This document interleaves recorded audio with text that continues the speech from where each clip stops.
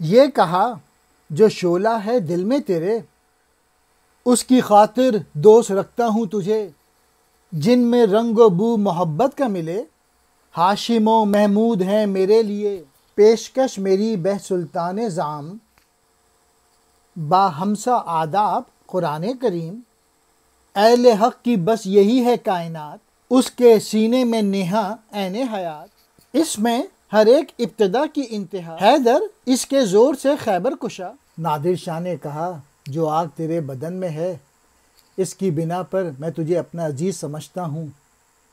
آتش سے مراد آتش عشق ہے، جس سے علامہ سرشار تھے۔ جس کسی میں بھی محبت کا رنگ و بو ہے، وہ میری نگاہ میں ہاشم و محمود ہے۔ نادر شاہ جب اپنی بات ختم کر چکا تو میں نے اس نیک مزاج مہربان مسلمان یعنی بادشاہ کو قرآن عظیم کا تحفہ پیش کیا، جو اس نے قبول کر لیا۔